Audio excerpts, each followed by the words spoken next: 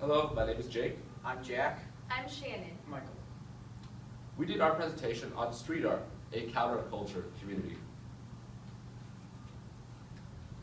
A little bit of background on the topic. We wanted to start our presentation with a quote from Banksy, a high-profile and very well-known street artist. The quote is, "Think outside the box, collapse the box, and take a fucking sharp knife to it." Some of the themes that we found in street art itself were ethics and consumerism, pop iconography as a reflection of societal untruths, and reinterpretation of classical art. Additionally, some common traits to be found in the art itself were modernist themes, youth, and loud and vibrant colors. Methods.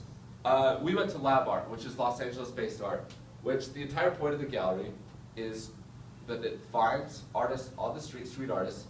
It finds their art that they find that the gallery sees as valuable either with its message or with its artistic value, finds the artist from that piece, and then gives them a professional opportunity to create art to be sold at their gallery, so that the artist may live off of their art. And then our procedure. We went as a group during spring break, and we wanted to gain a full, complete experience. And so what we decided to do is we would all go in 4 separate directions. The gallery itself is very big. There's a lot of different pieces, so there's a lot that we had to absorb individually. And so what we did is we all went in 4 different directions, and we all came back with different things that we noticed, because art, as you may know, is very, very subjective.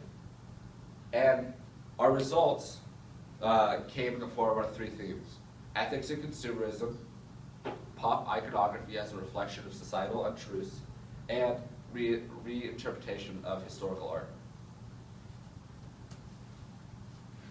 The first theme we found was ethics in consumerism.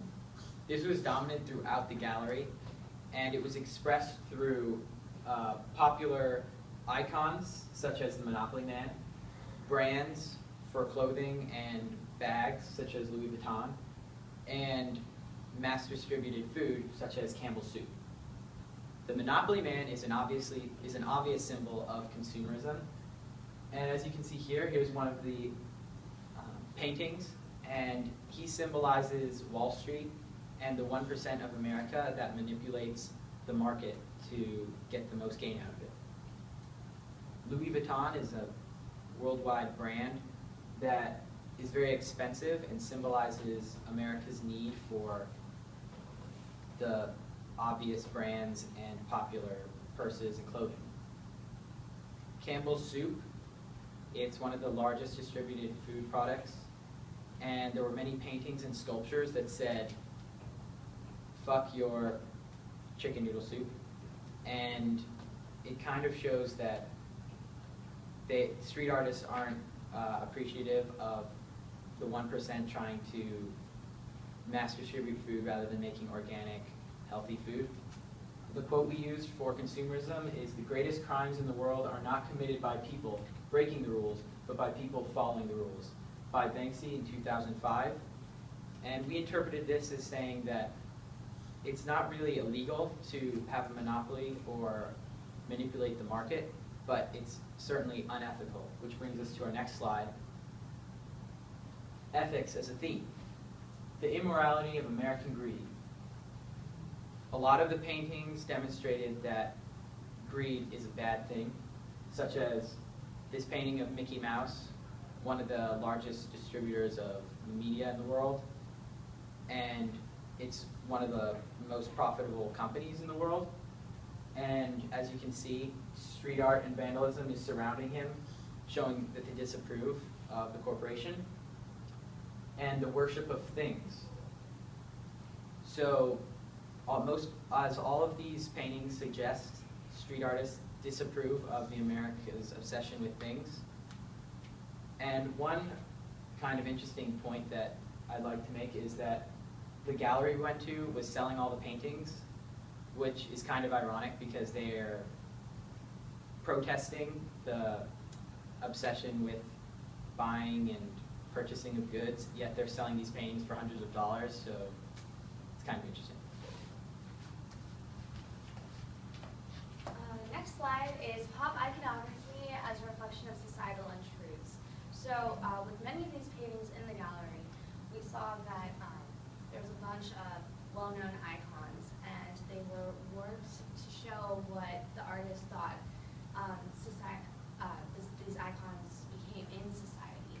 So what we have over here is Jesus holding a unicorn. In most of the paintings where Jesus is holding an animal, he's holding a lamb to symbolize lamb as like him saving humanity. But in this, he's holding a purple unicorn with a rainbow horn.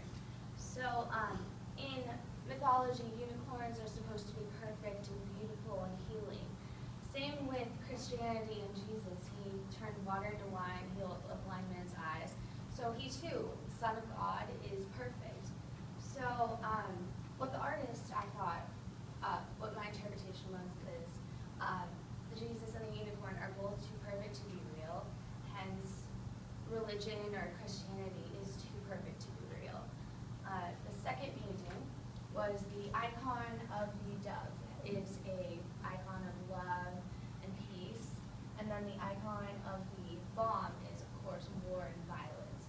So basically, my interpretation was, or our interpretation was, the effort for peace turns into a war effort, as seen through a lot of America's like tries for peace over in the Middle East and elsewhere. It usually turns into a bloodbath. So next slide. Okay, simulacra. Simulacra is basically another word for symbolism. Is taking images and putting them into a different medium. So it also ties in with pop art.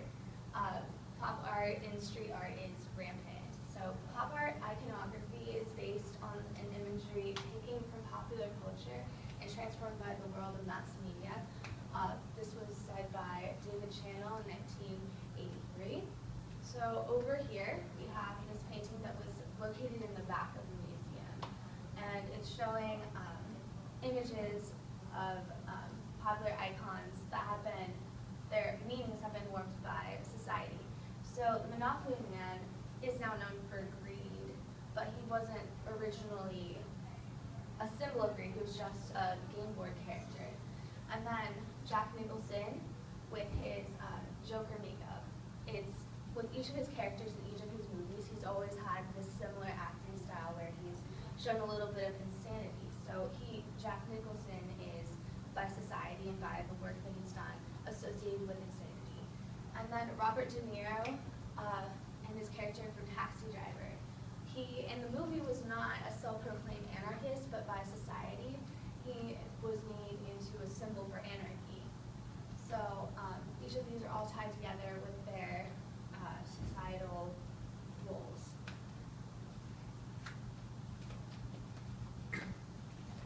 As you can see, there's a lot of symbolism within street art, pop icons, and corporate mascots. But another thing that we found is that the street artists used a lot of historical art and very well recognizable historical art.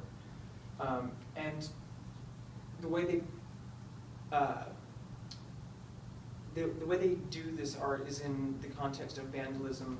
A quote from an essay is, the addictive rush has previously gained from engagement in illegal high-risk acts of graffiti tagging, they claim, morphs into an obsessive desire for obtaining community respect. So it's about obtaining community respect, and with obtaining community respect, there's a sense that one needs to do a piece of art that carries with it a strong statement.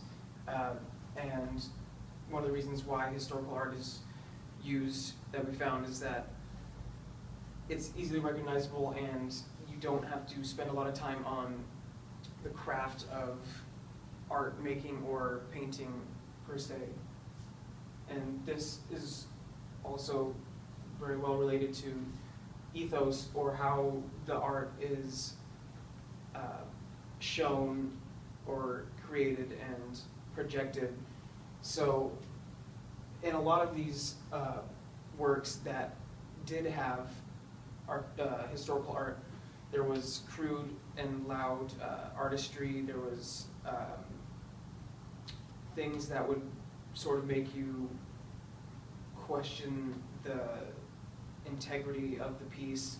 And this is all done to create a larger reaction.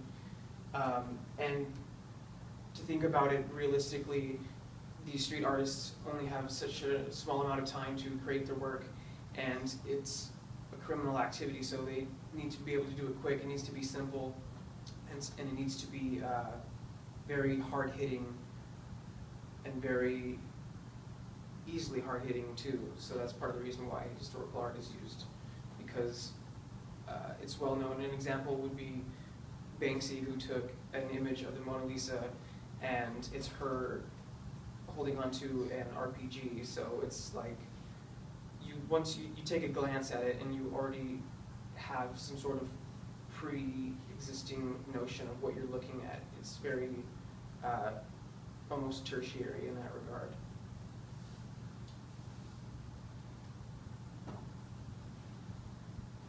In conclusion,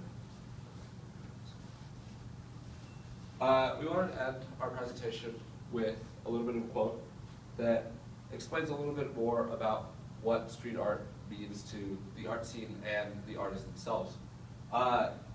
Quote, "Post-historical art rejected the distinction between art and everyday, between high and low art, by bringing the everyday into the art world." Essentially what street art is the bringing of the everyday lives and ideals of the street artist into the art. The artists themselves use their art as a vessel for satire and culture, countercultural ideals, things that they see as immoral and corrupt. That's what this art is. That's what the reasoning behind creating this art comes from. It's all fueled by counterculture. So, as our call to action as a group to our audience, we wanted you, as intelligent and observant members of society and human beings, to kind of look at the world you live in the same way that a street artist would. To look at it at your environment and see the societal untruths and the corrupt ethics of the world around you. Thank you. Thanks.